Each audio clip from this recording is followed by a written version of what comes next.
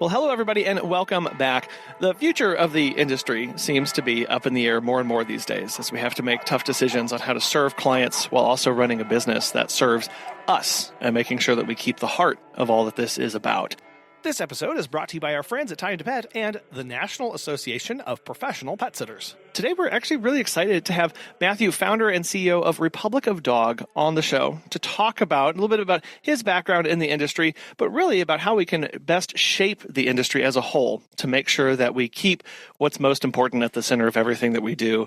Matthew, I'm really excited to have you on the show and talk to you about this. For those who aren't familiar with you or your background, could you please tell us a little bit more about yourself? Thanks, Colin. Of course. I have been in the pet service industry for 25 years. I am up in Canada, so we won't say that too often.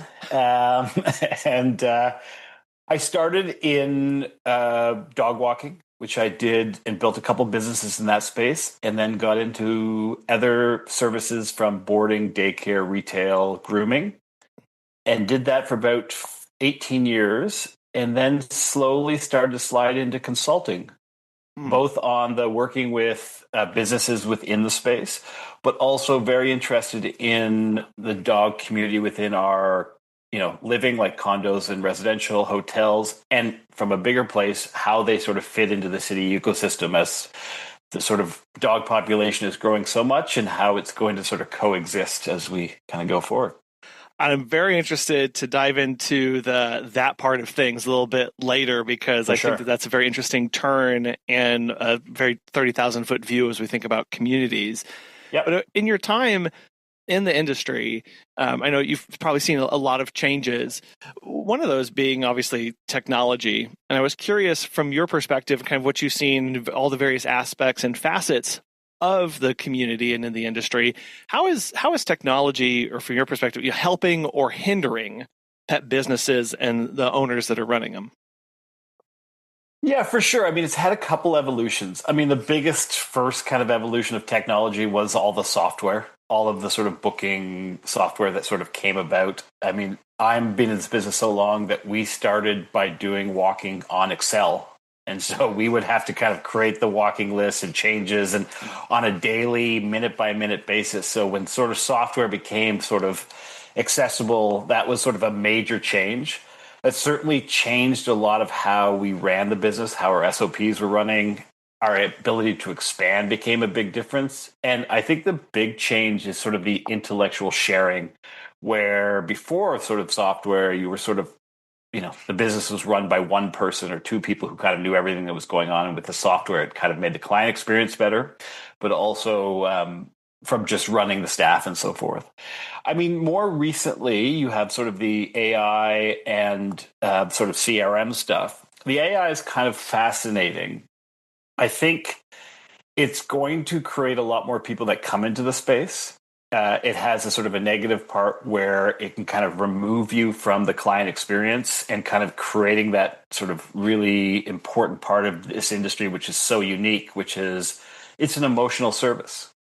There's not a lot of other services that are like this. I mean, child care would be maybe the closest one.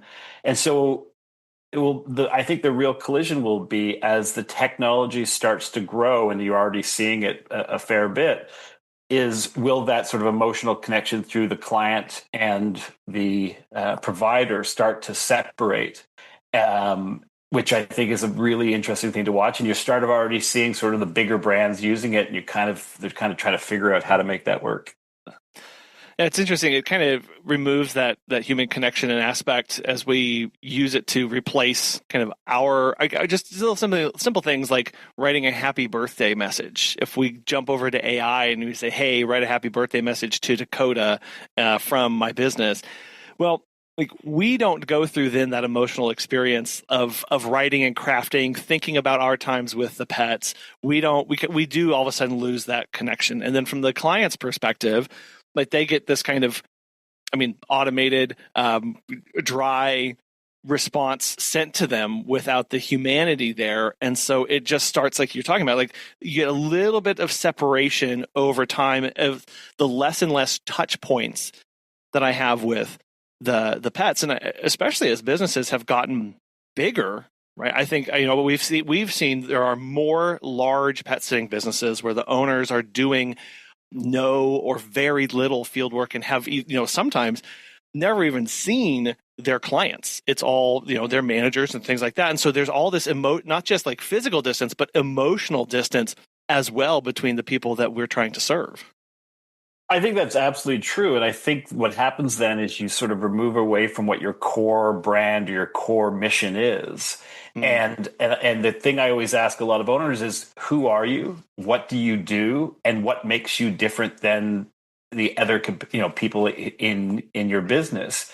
And I think especially for the client one, so for a long time, I always still did the initial consultation, because it really kept me in tune with where the client was, what were the things that concerned them, because it sort of shifted over time of the things that were important. I mean, on a very base level, when I first started, it was mostly female owners that you were dealing with clients, and then you started to see more male and female together at the consultation, and then it kind of was pretty equal. And so when you lose that, and what's quite interesting is because of COVID, a lot of people stopped doing sort of in-person consultations or meet and greets, whatever you call them. Mm-hmm. And I found after COVID that people sort of continue that or started only doing virtual. And so even on that base level with technology, just doing Zoom, consultate, you're already removing yourself from the client, from the bond that you create with that client. And understanding, and I think that's the biggest thing about this industry, is that expectations and understanding your client are so important for growth and for continual growth. And I think convenience sometimes trumps that, and that's not always a great thing. Walk us through how we can make those better decisions then of, okay, I want to run a streamlined, efficient business, but also I want to make sure I'm meeting my clients' needs in this way. Like, what's either a decision tree or something like that? Somebody's listening to this going, man, I was just about to roll out, Zoom meet and greets. What do I do now? Well, I think the onboarding process, funny enough, even from when I started till now, it's still one of the major things people struggle with or do correctly. I've always said that first 2 or 3 months generally defines your relationship with that client. Whether it's setting expectations, understanding that's important to them. And I'll give you a perfect example is if I'm meeting with a client and I had, was talking to them, and I really got the sense that they were really concerned about maybe security, like someone coming into their house, but also really concerned about timing, right? I would then make a note for myself and the manager to do touch points in that first month of saying, hey, how was the timing? How was this? I just want to let you know this was the issue. And so you're creating this kind of experience right from the beginning instead of waiting for something or them to come to you. And I think with AI, this kind of thing of like sending, because you can now with AI obviously send touch points sort of as you go, but you're not actually getting the real reaction where if I'm talking to you, Colin, and I'm seeing your face and you're trying to be nice because I'm going into your house and you don't want to upset me or the sitter you're not so sure about. If I'm actually talking to you, I can say, hey, I just want, it's really helpful for me to understand if there's any issues, and I can kind of get to the heart of it. Because especially in this business, if a client comes to you and they feel like maybe you haven't seen or heard what they wanted, even though they may stay a little longer, the next thing that there's an issue, that relationship may be severed or may be damaged in a way that is hard to kind of recalibrate. So to get back to your original thing, I think it's just creating an onboarding process that allows you to understand your client as well as meeting your client's needs within those first 2 months and not removing yourself from the human side. You'd be surprised how much just a phone call sometimes. Instead of just doing an email or a text message where, I always say when you're, with friends or family, you send a text message and you give a thumbs up. That's not a connection. Right? Yeah. And so just picking up the phone and giving a chance for people to just express themselves and feel like that their business is important to you and that the customer service experience is important. People are looking for that kind of connection, right? There's Absolutely. One part, there's one thing to have a service that's executed, but they do want to know who's on the other end of that. It's nice that the walk happened and it's nice that the pet sitting was done and you brought in the mail or whatever, but the person on the other end of that, whether it is your team, whether it's, you doing it or whoever it is, they want to be able to, we see this in our own business where we get people who they start to go through our onboarding process and I get a phone call, right? And they say, I just wanted to talk to somebody. Hi. And Yes. they don't have questions. They just wanted to see what this was all about. Hear a little bit more about us and see, kind of hear from us kind of what we wanted to do, why we were doing this, hear more of our story. And that's always stuck with me every time I get those phone calls of, well, I started to fill out the form and I don't have any questions. I just wanted to hear you and talk to you. And it's really like, oh, okay, like we can never lose that. We can never lose these human touch points with people, whether they're our actual clients, continuing fostering those relationships, or these potential clients coming in the door, because that is a differentiator for a lot of people of, can I talk to somebody? I know, like, for example, we have tried out several different softwares over the years in our business. And I'll tell you the one thing that really differentiates the good from the best is when I have a problem, can I get a person to help me immediately, right? Like, what's that connection that I have there? Well, and you think about it this way is from a service level, there is not a lot of tactile experience, meaning if you have a cleaning service that comes to your house, you come back and you say, my house is clean. You go pick up the dry cleaning. So the experience comes from that interaction because the client doesn't see the dog walk. They don't see the board, so to speak. There may be pictures and all of that stuff. But creating a tactile experience from the whole process is about, and especially because it's emotional, what you were getting at is, hey, are you a kind of person that's going to care for my dog the way that I would want you to? Yeah. And on top of it, will you take my concerns seriously and rapidly? And to speak on the technology thing and what you were mentioning, someone was showing me a new software that deals with sort of client issues. So you call in and the AI kind of, and everyone's gone through that experience where you're sitting there going, you're saying, repeating over and over into the phone, red door, right? Or help. Yeah, help. Yes. Can I talk to a person? Operator. Yeah, and I think that's a big, and I would say to people in this industry, if you think about yourself more from the concierge concept opposed to where it's shifting to, which is a concierge and experience. And so if you can look at this business that way, I think there's a lot of growth potential. I think if you kind of keep going the way with the technology, I think people are going to have a hard time. And I think in general, just in society, people are craving more of that personal touch and also human touch. And then we're going to feel that more and more as sort of AI grows and so forth. Because there's that kind of proverbial question. I know it's happened at each stage of, you've talked a bit about, okay, I'm going to do Excel. Now we've got some scheduling softwares. Now I'm getting AI. I'm getting more accessible CRMs. This scalability versus personalized care. I think there is a feel that as I scale, I have to become more and more impersonalized. I have to lose that touch in order for me to go from serving 10 clients to 1,000. But it sounds like I don't know. Are you disagreeing with that? Or are you saying that there are just better ways to operate? Well, time is finite. And so the way I look at it is to say, if you're saving time by these new technologies, which are great, what are you using that time for? And so you mentioned the part earlier where is if you're using the time to pull yourself out of the business and let only other people operate it, then who is giving the direction of the business? Who is giving the quality of service? Because I think curation is a big part of scaling and making sure. And that's, I think, the funny thing when a lot of people talk about scaling and people help people scale is scaling is really tough and it's really hard. and so being able to know how to use your time, and part of that is saying, hey, these are the 3 core parts of my business that are most important to me.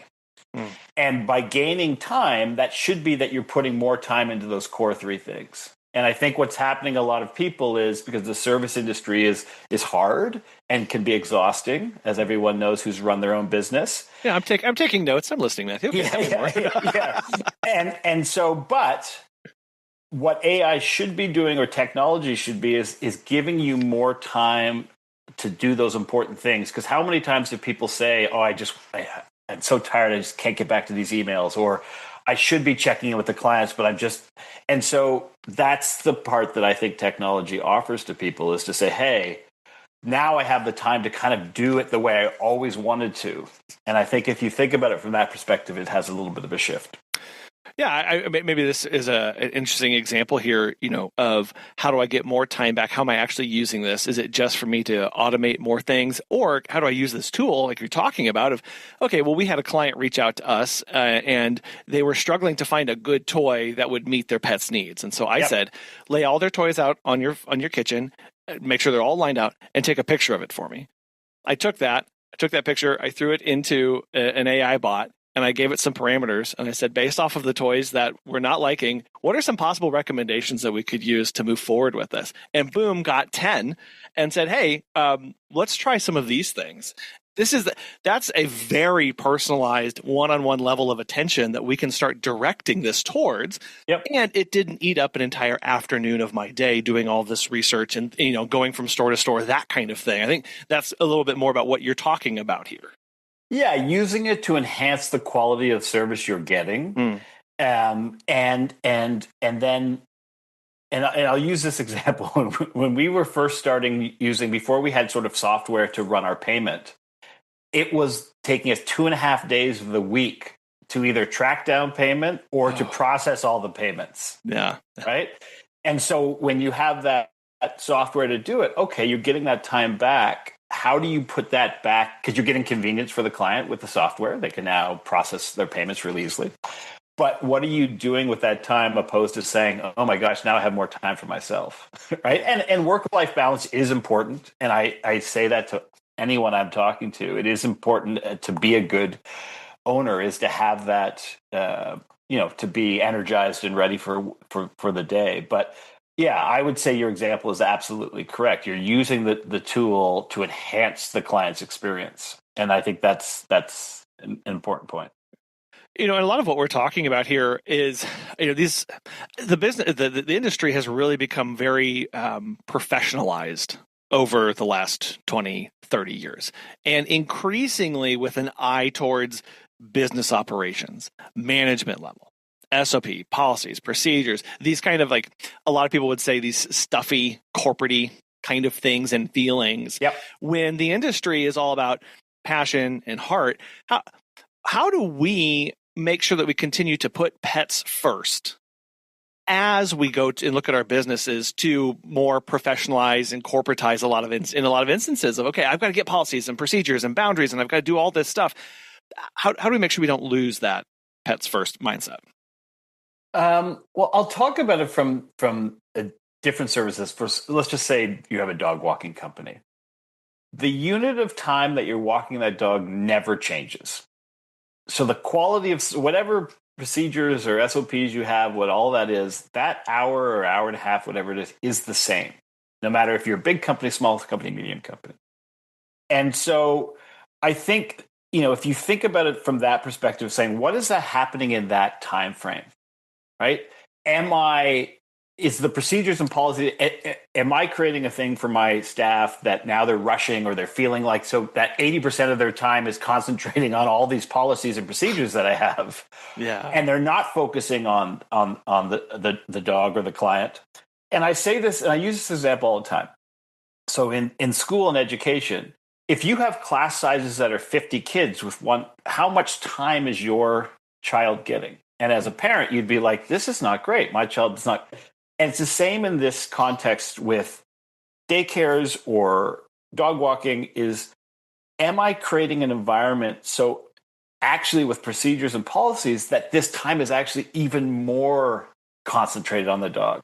Because the way I look at policies and procedures is they create an environment so that the walker, sitter, whatever it is actually free to concentrate most on the dog. I find companies that don't have structure or are using it the wrong way, they're actually not concentrating on the dog at all. Either they're always running behind, or they're having to check in 47 times, or whatever version of it is. And so that unit is not there. And I think the other part of it is, I think you're right. There's now a sort of a growth of sort of more, corporate entities. There's a lot of big franchise companies that are really growing within the industry. Mm-hmm. And I think the big thing that I think that is the blind spot for most people is knowing how to hire and train their staff in a way that provides what you're talking about. Mm. Because for me, staffing is as much an art as a science. It's very hard to do it well. In probably the 25 years I've maybe had a handful of people who do it really well. It's hard to take out your own bias, your own understanding of what. And it was interesting. I had a talk with someone yesterday of the idea of they teach courses on leading in the corporate level, but using the idea of your relationship with your dog on how you should work with staff, how to lead. Can you see, do you have a core value of what you're looking for? And then how do you get the best out of that person? Because every personality is different. Everyone's experience doing the services is totally different. And how do you then create this experience that you want the clients to have every time? And I think that's a really hard part about this industry, because if you use dog walking as an example, it's hard to be, you're not out there, right? The manager's not out there, the owner's not out there, the staff is. So how do you create an environment with these policies that allows for the best possible outcome on the service every single time? And right. It's hard, and it takes a lot of understanding of what you're trying to create each day for those dogs. Have you heard of Time to Pet? Chris Ann from Raining Cats and Dogs has this to say. Becoming a Time to Pet client has been a game changer for us. We can give our pet services clients real-time, cloud-based information they never imagined they'd be interested in. And most importantly, to me personally, I can better manage my company and look forward to more. And not a small thing, Time to Pet is responsive to my requests for new features and modifications to existing ones. If you're looking for new pet sitting software, give Time to Pet a try. Listeners of our show will save 50% off your first 3 months by visiting timetopet.com/confessional.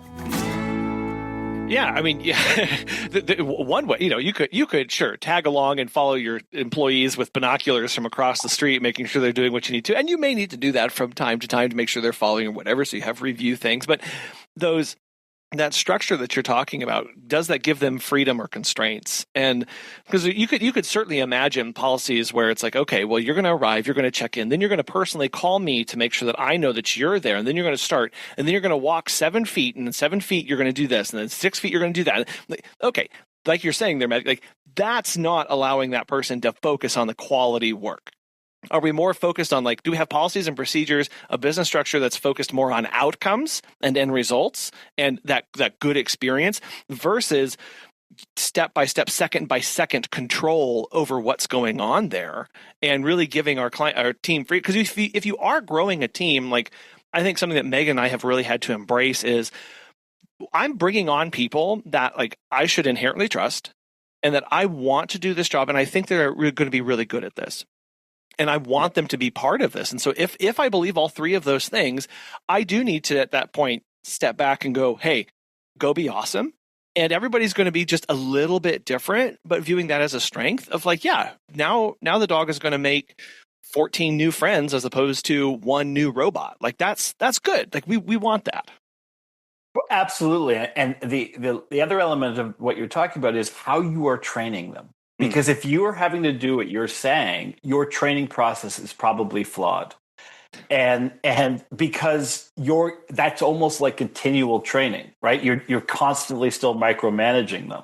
And the way I look at it, if someone comes and asks me to look at their staff and saying they're having staffing issues, I want to look at their floor. I ask them, who are the 2 or 3 walkers, sitters that you have that you are most worried about or concerned about? Because to me, that determines what kind of staff they have. Because everyone can manage someone who's amazing, doesn't need a lot of this, and and has the best personality. Yeah. I always joke with clients where they say, I'm not taking on any new clients, and I say, what about a 5-day-a-week golden retriever? Yeah, I'll take that on. Oh, obviously. Because obviously, yes. And so with the staffing is, how are you, from a ownership, how are you elevating your floor? And that tells me a lot about the procedures and policies. Because if I have a funny example. I was working with an owner and I asked them to send me their contract that they give to their walkers. And it was 22 pages. And it had, you could tell everything that had ever gone on with their staff, issues that they had, was in this kind of thing. And to me, I just sort of said to them, I said, look, this does not create an environment that says, hey, I trust you. I'm going to train you. You're going to be successful. It says, hey, you're going to mess up and I want to make sure I'm covered. And it's just that sort of mindset of saying, how do we take the people who are here, who need a bit more help, and get them here? And when you do that, your whole staff and that's, for me, a procedure or policy is what you work on. I mean, policies to me are about holding the rubber band when it stretches, when things maybe go a little off, or you have staffing, people call in sick. That's what it should be. It holds the kind of rubber band without breaking. It's not about holding it so tight that the staff member is scared to do anything and make decisions. And I think that's probably where people kind of go off. And that definitely connects back to the discussion about keeping that human aspect of our business and keeping that emotional connection with our clients. Now we're expanding that out and going, okay, to my team as well, and how I interact with you and how I view you and how I value you, as we look to go, okay, I want to make sure that if this is a service business, that I do have heart, that I do have passion behind this. That does need to go into the relationships that I have, whether that is with a client or with my team that I'm building.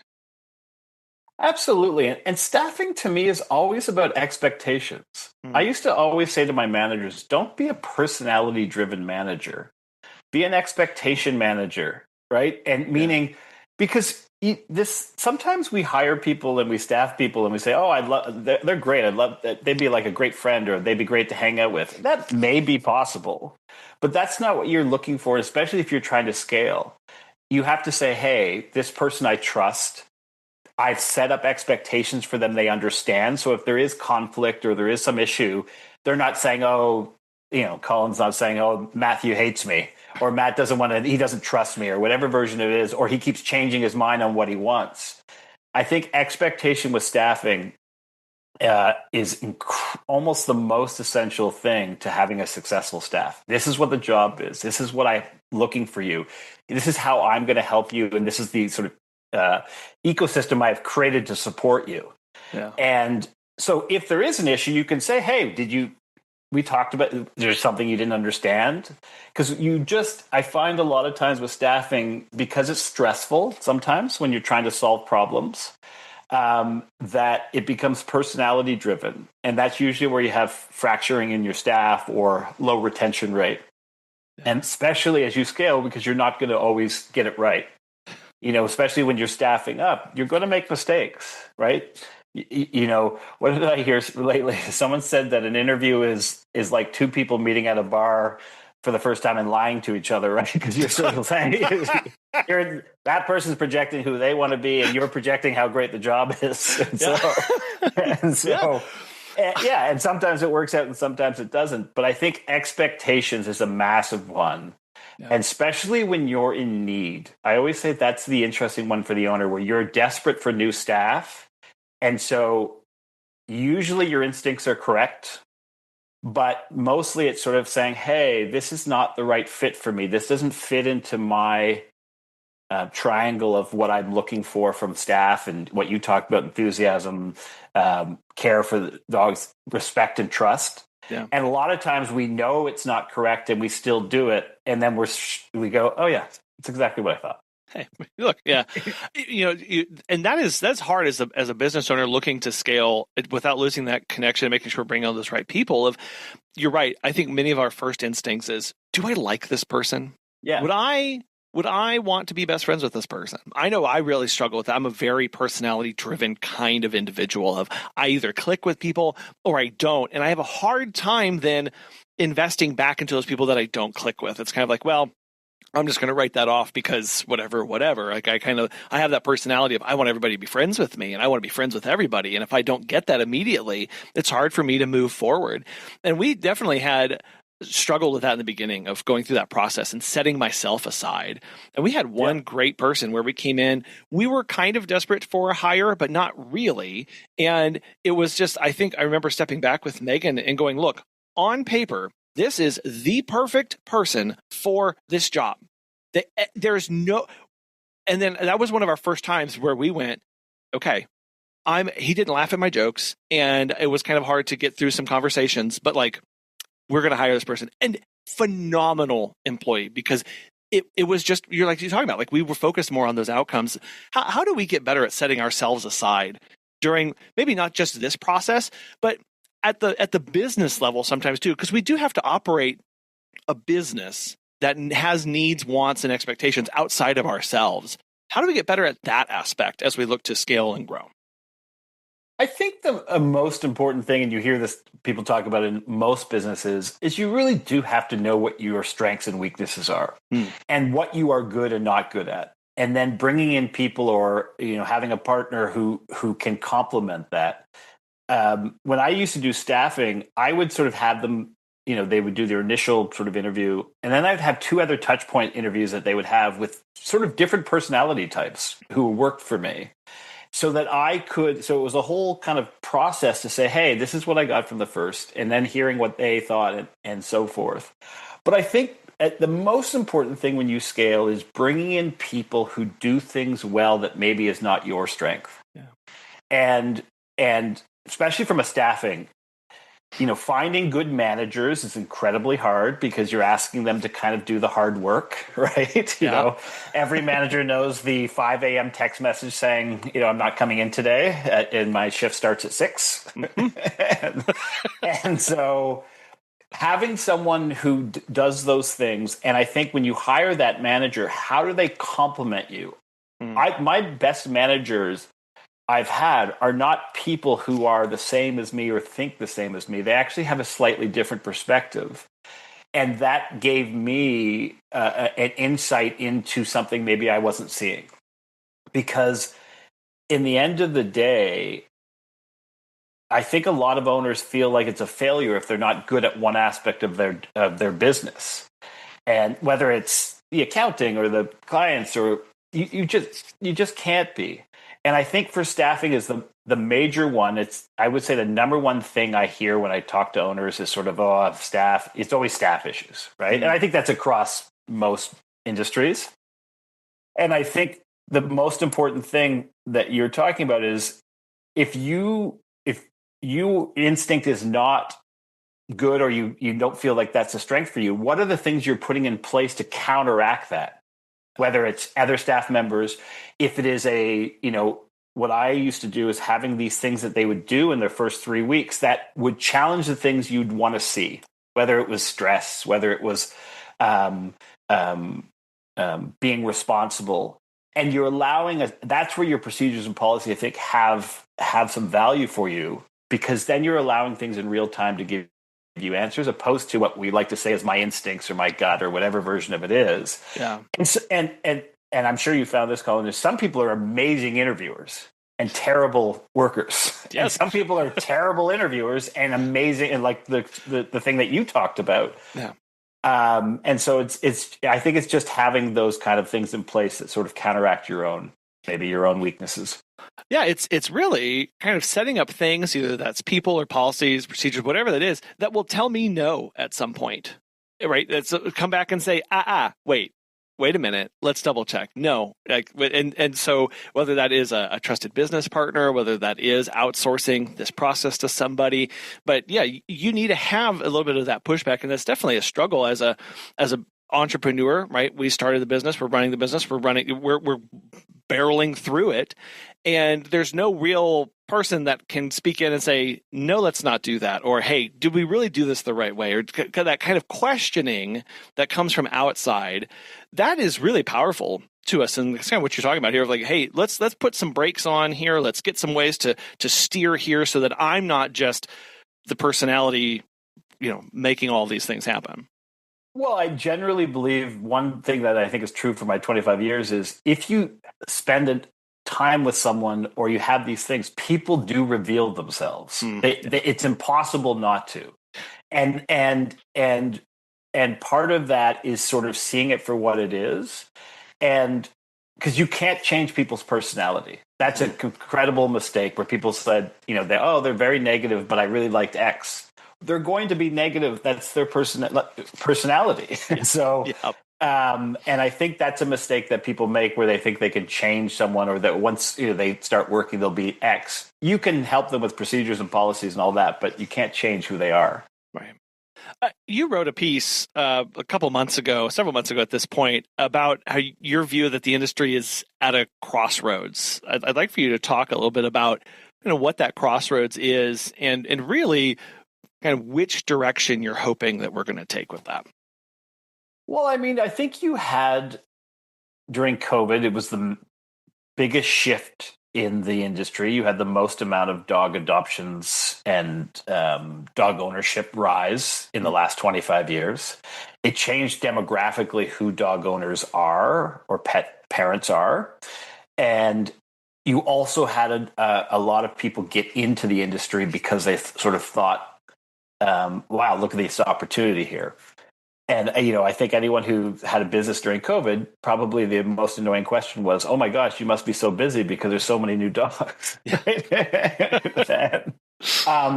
And so I think there's a couple things going on. I think there's the rise of apps, of service apps. There are some major corporations expanding franchises that are doing the landscape. It's also an industry where it's a very low bar to entry. Right? Dog walking, I mean, you could start tomorrow if you wanted to. And I think, the one that I always use is sort of training is an interesting one, where I think the client doesn't really understand the difference between what quality trainer is and not. And so you're also having the client with all this access to information at the same time, which is through the internet, through Google, through all of that sort of stuff. So I think the crossroads for me is, I think the market is saturated. I think there is just, from Rover to these larger corporations, I think there is too many people in the marketplace not providing enough unique service. And I think there is also a lot of people in it who are not approaching it. There is sort of this odd idea of approaching it like a business as some sort of negative. And for me, the most important thing from my perspective being in it is having clients and people look at the industry as a professional industry of quality and conscience, but also understanding where the client is. I think that that new breed of client that's coming up has a totally different understanding of what they're looking from a service level. I think with social media and all of that stuff, it's a more complicated landscape. I mean, I'm sure everyone's seen where some service provider does something that the client doesn't like, and they go on social media and blast them, and there's 150 people telling them that this company's terrible. And so that kind of landscape is different. I think what I'd like to see the crossroads is there's not a lot of help for people when they get into the industry. There's not a lot of training. You think about it from everywhere, every other industry has some sort of kind of thing you could go to and train and mentor. I think sometimes the community and the industry is not as collaborative as it could be. And so I think that, and I've talked about this before, I think strategic partnership is a big part of where successful companies are going to go. I think it's hard to scale now than it used to be. I think it's very expensive to scale, like if you're getting into brick and mortars. And I think there's this idea that because you like dogs or you like cats or you like pets, that this is the right industry for you. And I don't think that's actually correct. And so I'm hoping that there is more kind of infrastructure for helping people be successful and understanding how to be successful. But also, just from the other things I'm doing, how is that integrated into the community as a whole? Because now pets are now part of the full circle of how we look at things from an everyday life.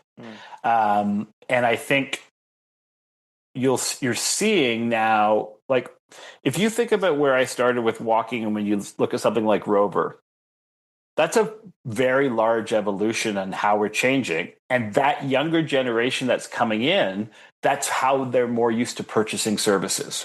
Yeah. Where 20 years ago, no one would ever, that the clients that we had or 15 years ago would ever consider that to be a reasonable way to do services for something that was an emotional service, right? Someone who is not trained or not vetted really, who, might be someone different every other week. But I call it the Uber generation. That's how they're used to doing it. And that's going to continue to grow. It's not going to go in the other way. And so I think people in the industry have to understand that. And then how do you create a counterbalance to that? What is the counter service to that? Because it's going to get more, not less, right? And you're already seeing it, right? There's a ton of aggregates now of like how to find pet sitting providers for you. It's hard to tell now because AI with websites and all that, like the difference between a truly professional company and maybe one that's struggling that way, their websites may look very similar. Yeah. Where maybe 10, 15 years ago, there was a gap. Yeah. My blood pressure just went up thinking about every time I ask AI, like dog walker near me, that kind of stuff. And like, we are basically placed at the same level as like, I'm like, no, I know. You just no. I think it's interesting that you identified two aspects there of like internal and external, problems in Crossroads, and one of those being the commoditization of many of the services that we've offered. You talked about there's way too many undifferentiated services in the marketplace. There's this big glut, and that really has an impact as far as like for industry identity. Because often it was, okay, we do dog walking. Well, when dog walking becomes the commodity and it's a race to the bottom and there's way too many people in there, that's hard to pull our mindset out and go, oh, no, not that. So it sounds, there's this need for the industry, the professionals, those approaching this as a business to try and go, where do we look and how do we move to something different to serve those needs in a different way that you're talking about too, of, okay, there's the external Uber generation expectations here and how they operate. Are we shifting to meet different and future demands? And are we okay with kind of leaving behind the $20, the $15, 30-minute dog walk kind of thing that's been there for 30 years? Hey, pet pros, are you a passionate pet sitter or dedicated dog walker looking to take your career to the next level? Join the National Association of Professional Pet Sitters, the leading organization dedicated to elevating pet care. With industry resources, ongoing education, and a network of like-minded experts, NAPS empowers you to shine. Whether you're expanding your business or building new client relationships, their community is here to support you every step of the way. Visit petsitters.org today to learn more and join the movement. Take the leap and let your career flourish. NAPS, where pet care meets excellence. Absolutely. And I think, you're already seeing a massive trend towards wellness and that kind of holistic idea towards pet services. I think speaking earlier just about the idea of concierge, that idea of clients, because that's a big differentiator of client services. I mean, dog walk is the function in a way, right? That's the service that you're providing, but that's not the experience you're providing. That's not what you're actually selling, right? And that's the thing that I think is quite interesting is I think people look at it the wrong way, which is to me, it's the whole tactile experience that they get from the booking to the check-ins to the, and I always ask owners, how many times have you called clients unsolicited to check in, to explain what you do? And how often are you looking out in the landscape and innovating what you're doing, right? And because if you take a company that's charging $35 for a walk and you look at a company that's doing $18, and I ask them, I say, what makes you different? And their answers tend to be generalized, or they're not able to articulate it in the proper way. And I always say, if you can't articulate it to me, how do you articulate it to a client? And where are you going with your services? Because as you said, if you get a lot of people and everything just looks like dog walking, then it does become, the industry gets saturated and pushed down, and then the difference in quality becomes unrecognizable. Yeah. And that communication to clients is, you're right, it's hard. You ask people, hey, what makes you different? Well, I love pets and I'm really passionate about this. and I may be, pet first aid and CPR certified, and you're looking at going, well, then why are you 35 and why are you 18? Help me understand this. And there usually is a lot more there. We just tend to be really bad about talking about it. And I remember being asked that question when we started, when we went full time in our business. We were doing some marketing and stuff, and a marketer, I guess a marketer, right? He asked me, he said, what makes you different? And I went through, we're certified, and we're this, and we have a license, we're insured, blah, blah. And his basic question boiled down to, but what does that get me? Right? How does that change what I'm getting? And that was the first time that I had ever really thought through that process of, oh, right, a lot of this is just me focused and how cool I am and what I think is neat, but not what you get at the end of this, and trying to communicate that in a different way to people to help really drive that differentiation there.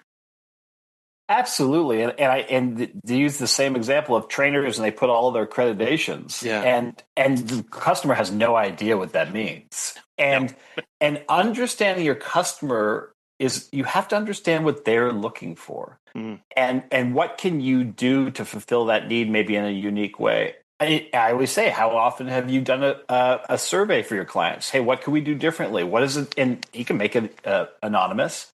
Yeah. But getting back to the thing about scalability, success and scalability is that you could change around who's doing the service, and the quality of service is the same, so that Colin is not upset that his normal walker isn't there, because he knows that his dog is going to get the same service, same experience. All of the touch points are going to be similar, so he can be comfortable, because you can't scale if you can't do that. Right. Every walking company or whatever service it is who's tried to scale, and the person says, Colin says, I only want Stacy to walk my dog. Yeah. That's you can't scale. Right. Because Stacy won't be there forever, and Stacy gets sick, and Stacy goes on vacation. And so I think that part of it, I agree with you. What you said is that most people can't explain it. They have in their mind what they think they do well, but they can't communicate it to the client, because I think a lot of times they maybe don't understand what the client's looking for truly.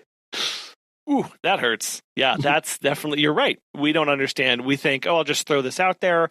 Everybody needs this. So it hasn't been hard. And a lot of times it hasn't been that hard, because it's been picked up quickly. Right? People find us, we get because of natural organic growth. We don't have to communicate or do that messaging. But then we reach a point, whether either in a saturated market in our area or a client base, where all of a sudden we can't grow anymore. And we don't understand even why we're getting the people that we do. And there's a lot of confusion there that you have to work through to fully understand what's going on. Well, especially in pricing. I mean, if you're at the top end of pricing, right, that limits the people that you can go after because of how much it costs to use your service. So it becomes more important to deliver value to that client if you want to be a differentiator. I mean, if you're at $15 a dog, for a dog walk, then the expectation is about price a lot of times. Right. But if you're at the top end, and that's the challenge with scaling, is you're building your model based on that pricing. So then you're spending money on managers or growth based on that. And so if it starts to stagnate because people are like, hey, this is not a $35 service or whatever version of it is, because that's a big commitment for people, especially these days. You talk about daycares, you're up into the $45, $50 a day plus transportation. What are you doing to give that quality of service and experience to that clientele that not only gives them satisfaction, but then in turn goes and talks to other people and says, hey, this is unbelievable. Colin's daycare is just incredible. This is what they did, X, Y, and Z. And I think a lot of people sometimes remove themselves from the fact that, hey, this $200 a week they're spending is really important to them. Yeah. And I shouldn't take that for granted for a second, because how am I earning that? And I think that's the thing sometimes people, I think, in the service industry forget. You're earning that every day. It doesn't just become, commonplace. You have to constantly earn. That's why service industry is hard. And everyone who owns a restaurant will tell you is you could cook three exact same meals and you may have three different reactions to it. And so being able to remember that it's a client first business and keep that always at top of mind. Am I doing the best for my clients? Am I providing the best? Is there anything else I could do? And I think it's hard, but that's an important element that I think sometimes gets lost. When did you realize it was important to start working with city planners, administrators, that kind of stuff in the industry to make and to help this, get us through this crossroads that you're talking about? Well, I think it's quite fascinating that. So when I was sort of in 2016, 2017, I was starting to get a lot of calls from condos or hotels for service providing, saying, "Hey, we have clients here. Would you, could you offer services?" And at the time, from an ownership standpoint, it didn't make a lot of sense because these are, especially at hotels or whatever, these are one-off clients. You don't know them it's kind of a risk and versus reward kind of experience. But what I started to see is that you had, there's multiple demographics happening at the same time. One, people are having children later, and the dog has become sort of the beginning of that kind of evolution, or not having kids at all, and the dog becomes part of the family that way. You're having, I think during COVID, millennials, I think 60% of millennials got a pet. And I think it's something like 30% of non-traditional pet owners got a pet.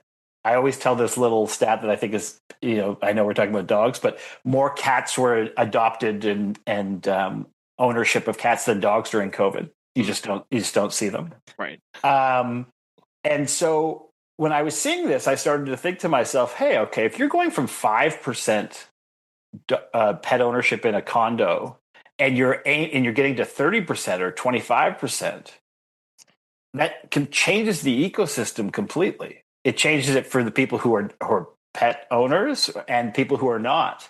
And also, if you zoom that out, cities in itself are getting more dense. They're going vertical. There's more traffic, more congestion, less green space. In where I am in Toronto, there was a report. This is 2019, before all of this, the COVID change. There was a report that the city didn't have the infrastructure for the pet population. And I just actually wrote about this today. I just saw an ad here where the city of Toronto put out an ad, and it's like a growling dog, and it says, it has a thing comes across and says, "If your dog's not leashed, it's your problem." And it's like this very sort of strong kind of thing, and it kind of led me to think about it for a bit, and it made me think, wow, they just don't know what to do. And so that's sort of kind of what moved me towards that, of saying, hey, this is two things that are colliding at the same time. And you can't just ignore it. On the sort of business side, like the hotels and condos, they're all marketing towards this new client base, right? And you'd be shocked. You would think that they would kind of be looking at the back end policies and procedures and training, but they're not. They're just trying to go after the client base. And then for cities, you're like, well, we're out now completely on top of each other in public spaces. More and more pet owners want dog inclusivity in stores and on public transport.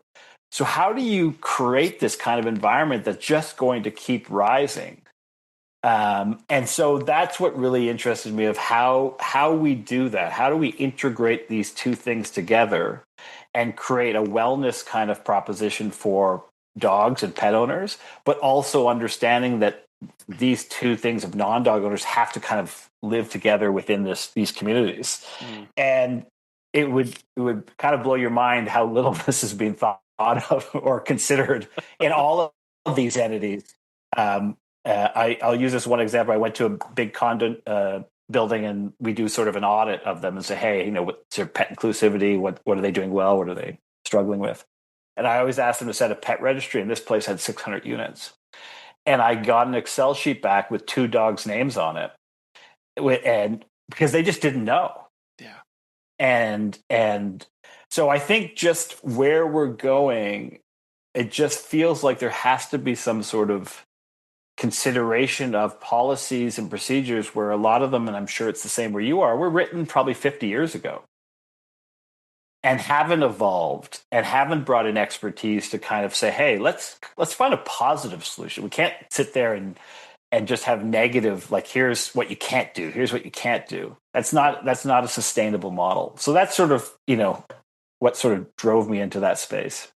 I mean, I'm just thinking of the prevalence of poop stations. Right? A lot of apartments or condos, they have one out front or maybe one out back by the dumpster. And you start talking about, okay, we're going from 5 to 30% ownership. Sure, they're not all dogs, but I'm sure there's a whole lot more in there. If you talk about infrastructure, like that's a very basic level infrastructure. Do we have enough needs for this? Do the staff know to replace this a lot sooner than they used to? Because I'm sure, a decade ago when they put those in, they replaced it once a month. And now, do we have the supplies? Are we budgeting for now once a week to get that stuff? Like, you can see how all that kind of quickly snowballs. And yet people, pet friendly, we're pet friendly, we want pets. They're pushing that in, but not, to hear from your perspective, like there's nothing on the back end of this. They're just trying to do a big grab for all of these. Yeah, for sure. And I'll give you sort of a connection. So in a lot of cities, they required condominiums to put in, you had to have parking, and you had to have public parking as part of it to get your permit, because there's just was a massive thing. You have these massive buildings going up, and so there'll have to be requirements from my perspective that there has to be like the green space. What is the size of that green space? None of these places have fire procedures. They're not, there's no onboarding process for them. As you said, waste stations.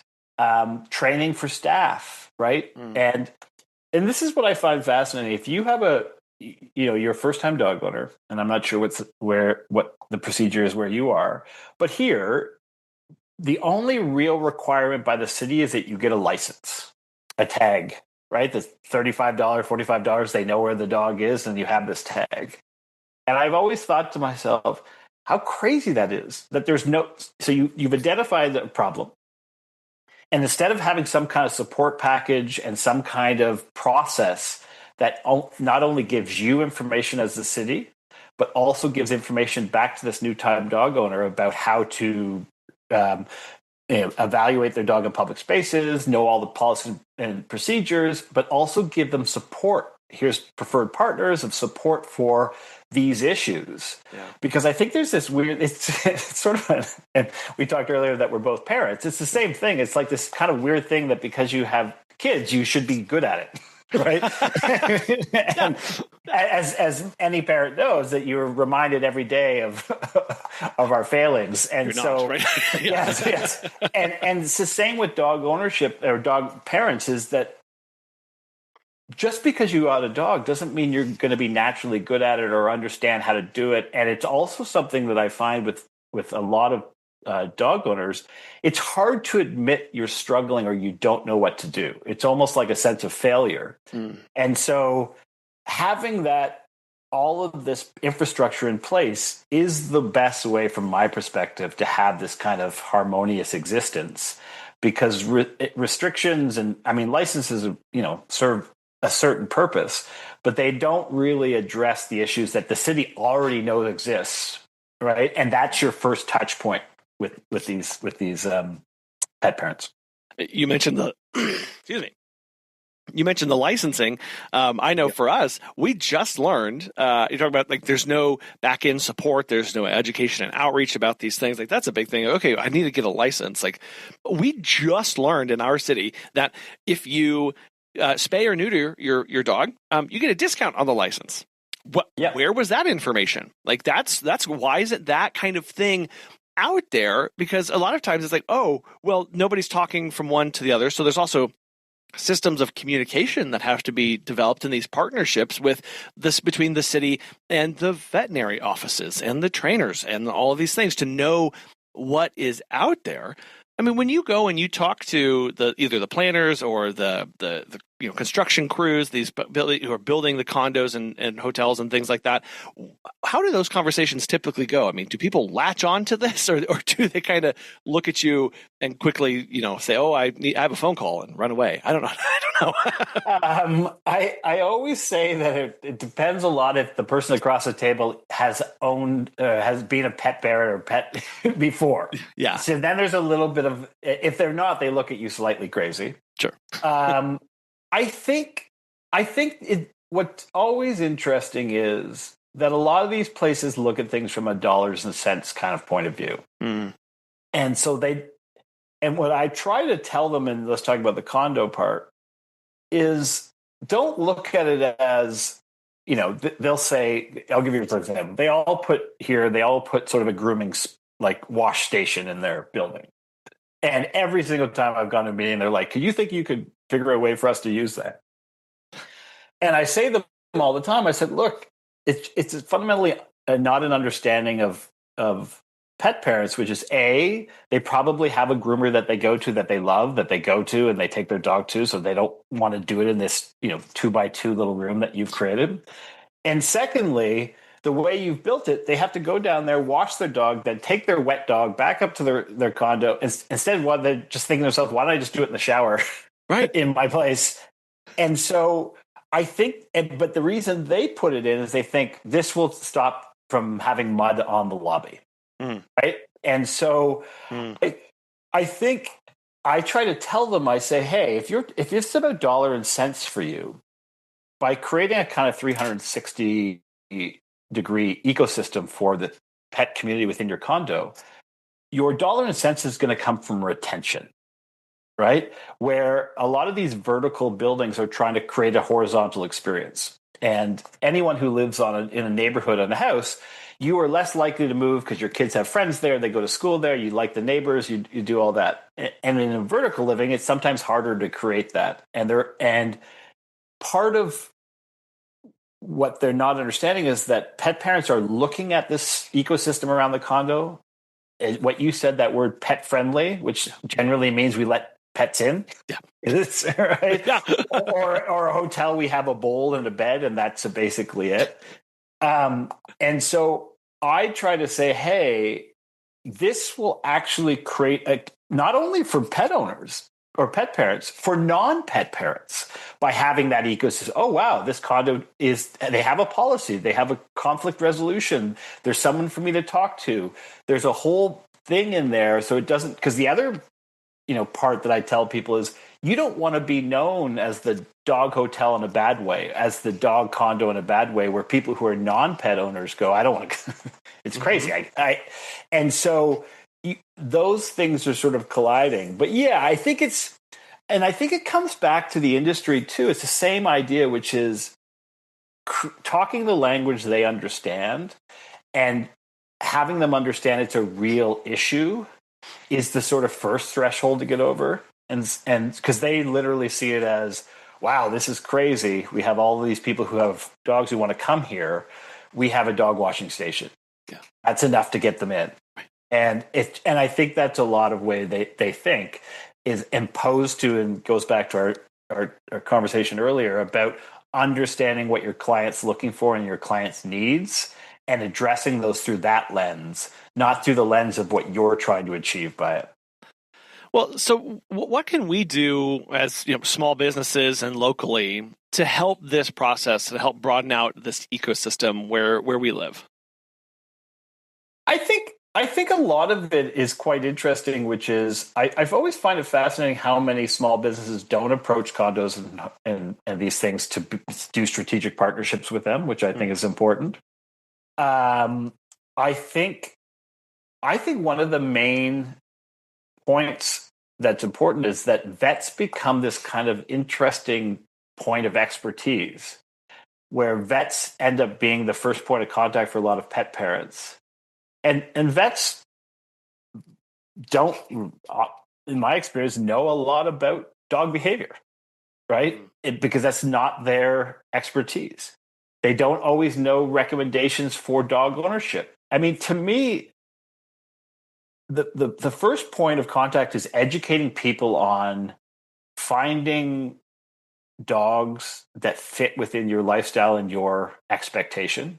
We've all had clients where you're like, they're having issues with their, you're like, yes, you decided to get a Weimaraner. This is shocked, yes, I'd say. And you're telling me that he gets a little anxious. And so I think that education is important. I think pet service companies, in my general thing that I hope for them is to approach their business as a professional, important, and a worthwhile enterprise as a business, and not be scared of that aspect of it. Like somehow if you run it that way, it becomes, like we talked about, less emotional, whatever. Yeah. Because I think they have the most point of contact with owners and pet parents. Their way of communicating, it's almost like, and I always say this, sometimes it's like a relationship, like a bartender, right? Where they tell you their secrets and you know a lot. Like it's a very intimate relationship in a lot of ways. I think elevating the industry, I think offering services to these communities is certainly somewhere that's advantageous to both the pet business owner, but also the community as a whole, right? And also providing services and expectations at a higher level so that the industry is taken more seriously. And I think what will happen is these entities will then start looking towards that, because I think sometimes they don't look at it as a truly serious business or something that matches what they consider their corporate image, corporate expectation, or whatever version of it is. There's a lot of work still to do, but that's very exciting, and there's some actionable things that we can do in our communities. Matthew, I really want to thank you for coming on the show today, sharing with us how we can keep that personal touch, keep pets at the center of what we do in both our businesses and in our communities. I know there's a lot here, and we covered a lot of ground here. So if people are interested in learning more about what you're doing or reach out for questions, things like that, how best can they do that? It comes, just go to our site, republicofdog.ca. Just send us a message, and love to talk to. As I said, my favorite thing right now is just talking to so many different people in the industry and who are doing so many different things in this space, which is just growing and expanding at such a rapid pace that it's an exciting time, and it's an interesting time for sure. Yeah, it is. And Matthew, again, I really want to thank you for your time today and coming on the show and sharing this with us. Thank you so much. It was my pleasure, Colin. Thanks for having me. I love when Matthew said that technology should give you more time to do the important things. It should enhance the client's experience, not replace the human connection. As business owners and pet care professionals, we often look to technology to solve our pain points. Scheduling tools, payment systems, even AI. These can save hours and hours of work. But as Matthew reminds us, the point isn't to automate away the heart of our service. Instead, we should use the time we gain to deepen the relationships with clients and their pets. Send that personal message. Make that check-in call. Show you care.